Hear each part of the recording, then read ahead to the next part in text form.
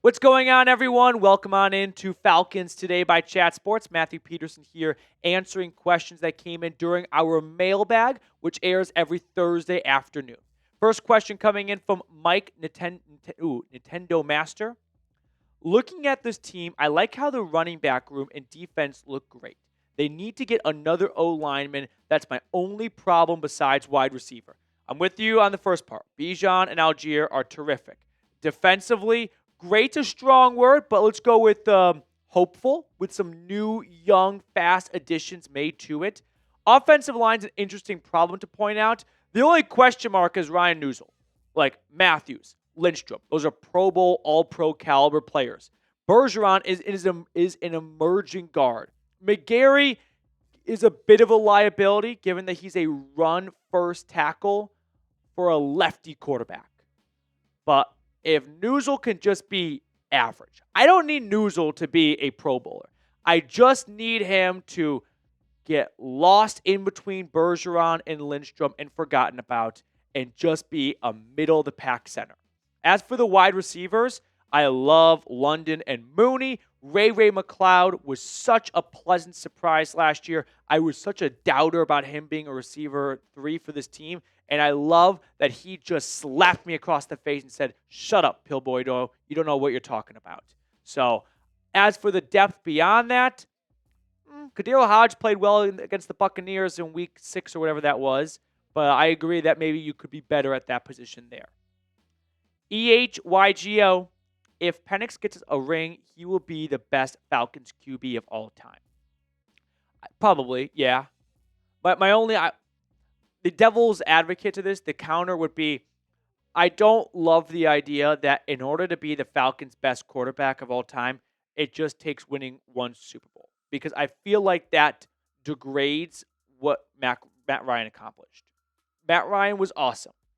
And one Super Bowl is awesome too. It's more awesome. But I just don't want the takeaway to be the bar's so low. Let's just respect Matt Ryan. That's all I'm saying. Not saying you're disrespecting him, but just, 2-second moment silence to respect Matt Ryan. All right, James Montgomery.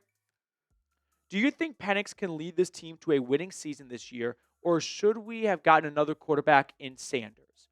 I do believe Michael Penix can lead this team to a 9-8 season, right? That's the floor for a winning season. Yes. I do think Penix is a very talented quarterback who doesn't need a lot of development. Remember, he played 6 years of college football. So he is as close to pro ready as you're going to find in a young quarterback. He's older than a lot of the younger rookies on this team now. By a lot, too. So I'm fine with Penix. I don't think they needed to add another quarterback in the draft. Amen K. If Atlanta was to get rid of Kirk, would you expect them to trade for another player with the added salary? This is a little bit too NBA-y for me. Match salary for salary. That's also not really how it works in the NFL. If you trade Kirk Cousins away, I think in this scenario, you're picturing we're going to trade a big contract away and then we'll take on a big contract. You're not trading away Kirk Cousins' cap hit. You're trading away any unpaid but guaranteed cash owed to him. So why would you want to take on that money that you're working to get off your books? You're robbing Peter to pay Paul. We don't want to pay Kirk $20 million, but we'll pay this guy $19 million. Does that really accomplish a lot for you? I would say no. DJ Ray, if this year's draft class works out, what other pieces do you think Atlanta needs to be a Super Bowl contender? Let's say the Falcons in this situation here, scenario, have a Commanders 2024 season, right? Make the playoffs. That would be a surprise. And then win in the playoffs. Not once, but twice. Let's just say one playoff win, right? If they're going into next offseason coming off a playoff win, I'm thinking, what's next for Atlanta? I'd start looking at a new right tackle because McGarry is going to be a free agent. And you may feel like we really need to double down on Penix. Plus, he has, unfortunately, a long injury history. Let's not leave that to chance. Let's go fortify our offensive line since Matthews is getting old and McGary's in a contract year. That would be one spot I would look at. Another position I would look at would be a new nose tackle. Onyemata's on the wrong side of 30. He is entering a contract year. Can you go out and get a 310, 315-pound defensive tackle to just clog up the run? Those could be two spots I'd look at in this scenario.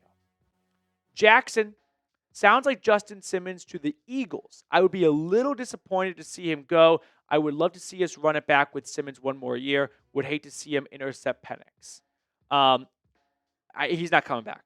They drafted a safety in Xavier Watts, who he's wearing his number. That's one thing. But also, they signed Jordan Fuller, so they made two safety acquisitions. They're going to get DeMarco Helms back from his IR stint last year. Simmons is not coming back to Atlanta. As for the Eagles part of it, I could see that happening. I know last year there was some buzz about him going to Philly. I've seen the Raiders tossed out. Remember how late he signed last year? I do not think this is going to be something that happens in the near future. Blaine Wright, locked in from the UK. Walker on JPJ are the highlights from the draft. Walker and James Pearce Jr. are the highlights from the draft. But I'm looking forward to seeing Xavier ball out. Really think he could have that level of impact this season. There is something to safeties in round 3 of the NFL draft. Off the top of my head, and then I'm going to pause the video so I can fact check, and then we'll unpause it. Justin Simmons and Jesse Bates were both third-round draft picks. So I just looked at notable safeties that were taken in round 3 of the NFL draft. And there are some very successful guys. Julian Blackmon, very good safety for the Indianapolis Colts. I still don't quite understand how he's a free agent. You've got Justin Simmons, like I mentioned. Jesse Bates was a third-rounder. How about Tyrann Mathieu? How about Kevin Byard? How about Justin Reed? How about Morgan Burnett? How about Major Wright? You can get some really good safeties in round 3 of the draft. Or is Bates a second-rounder? I might have lied on the Jesse Bates front. He was second-rounder. So I retract the Jesse Bates part. My mistake. But the rest of it stands. Kirby Joseph, also a third-round pick. Like, you can get some great safeties in round 3. So I am very excited for what Xavier Watts can bring to the table for Atlanta. Landon Hale. Cobee Bryant is the best UDFA signing in the 2020s for all teams. He was a 2-time Big 12 Conference Player of the Year. He had numerous interceptions for the Jayhawks. He is going to make this 53-man roster. He is going to push for a starting role week 1. He should have been a 5th-round draft pick.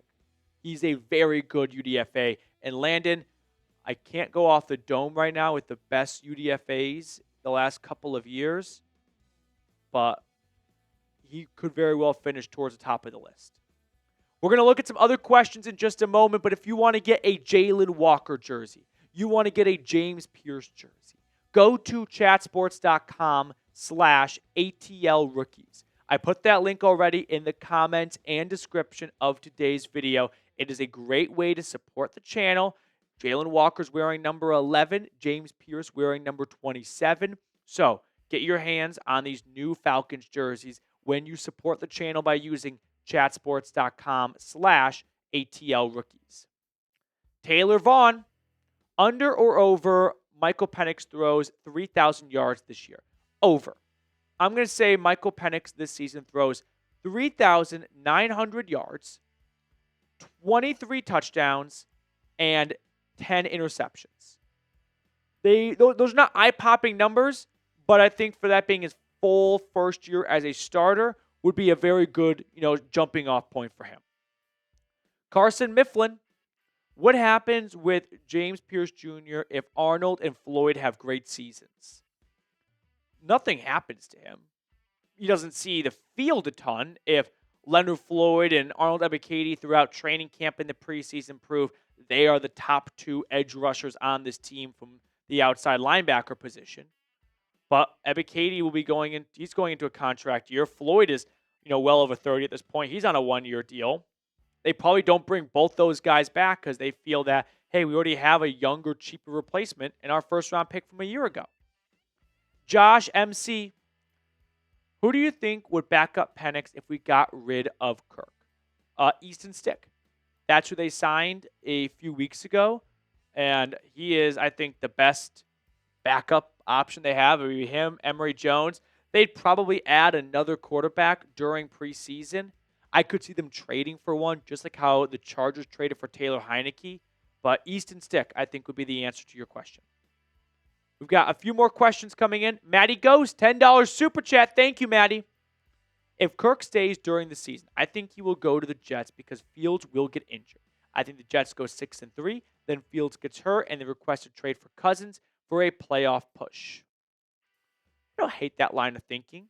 That would definitely be something the old Jets regime would do. This new one, I just don't really know what to expect out of them. Their GM came over from Denver. Their head coach, Aaron Glenn, from Detroit. Depending on what the price is, if they can get him for cheap, then yeah, absolutely.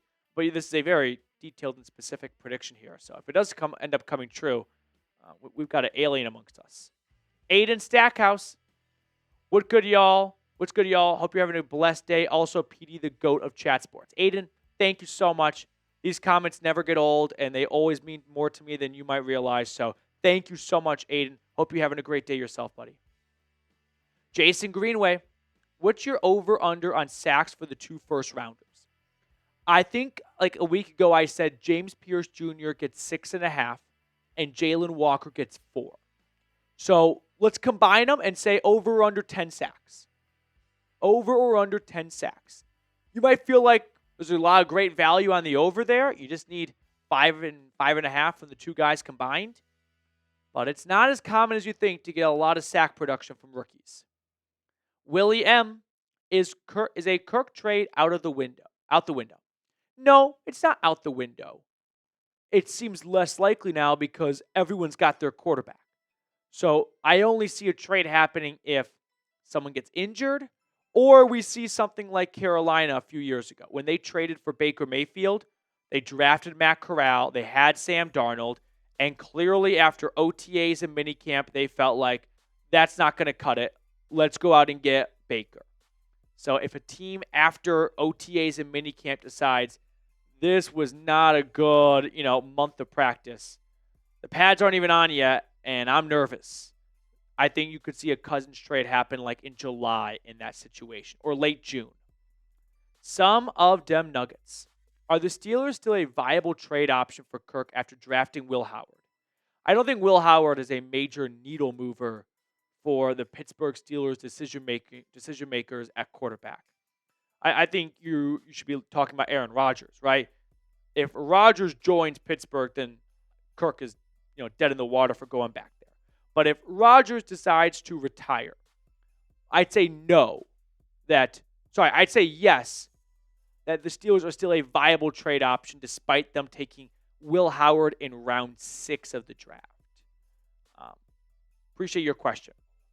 Vincent, we need to sign Gabe Davis or Keenan Allen for some competition with Ray McLeod.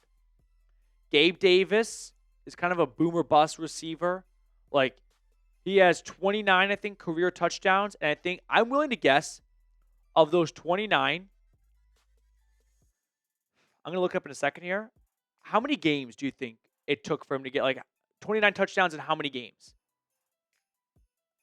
Gabe Davis. I'm guessing those 29 touchdowns came in 15 games. Let's look it up. Because what happens is he gets like 3 in a week, and then he falls off the face of the earth for like a month. And then he gets 3 more in another week. Okay, I'll go with, what did I say? 15? Yeah. I'm going to go with 19. I like your guess more. Mine was a bit ambitious. All right. Making great radio. Here we go. Gabe Davis. His 29 touchdowns came, okay, I was a little bit off, in 26 games out of 74 career games. Yeah. So that's the Gabe Davis side. Keenan Allen, I think, is going to go to the Chargers. Wheel spin time. We were just a little off. All right, here we go. Let's spin that wheel.